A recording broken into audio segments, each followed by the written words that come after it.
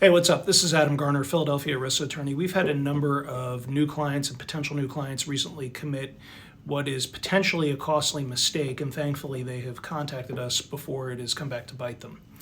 When your long-term disability claim is denied, and if your benefits are governed by ERISA, the federal law that governs most employee benefit plans, you have 180 days to appeal a denial of your claim for long-term disability benefits or short-term disability benefits. The appeal is the most important part of the process. It's not uncommon for an individual, upon learning that their claim has been denied, to fire off a letter to the insurance company saying, "I appeal, you've got this wrong, pay my benefits." That's a huge mistake, because once you submit a letter saying you're appealing, the insurance company will begin the process of adjudicating that appeal, and they'll do it without regard to how much information you've submitted with your appeal, what that information says, how complete it is, how comprehensive it is, how strong it is. If they do that and a decision is reached on your appeal, and then you go to court, the record that was created during that appeal may very well be the only thing the court looks at in the case. That's why it's really important to at least talk to an experienced disability attorney before submitting your appeal. You don't have to have a lawyer to submit your appeal, but it's often a very good idea.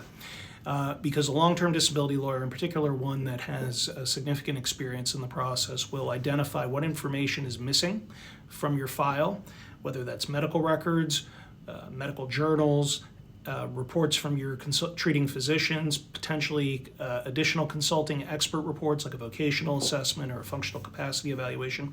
And your ERISA long-term disability attorney is going to build an appeal record for you. And that appeal record will hopefully contain all of the information that you could possibly need, or at least that you think you could need, that you can control before the case goes to court. So if you are litigating that case, you have the information that you could obtain during the appeals process for the court to review. So going back to where I was originally going with this video, if your claim's denied and you call the insurance company and say, "I appeal," they're going to start reviewing the appeal, and that train is starting to leave the station. If you then contact an attorney and you do it quickly enough, and the attorney decides to take your case quickly enough, the attorney can send a letter to the insurance company saying, "Wait, pause the appeal process. We're going to supplement it. We're going to submit additional information, and we'll do it within that 180-day window." If that happens, problem's averted. But if you don't do it in a timely fashion, then you've potentially seriously prejudiced your claim, and an attorney may not be able to help you in court other than perhaps trying to get you a low-value settlement, which isn't great.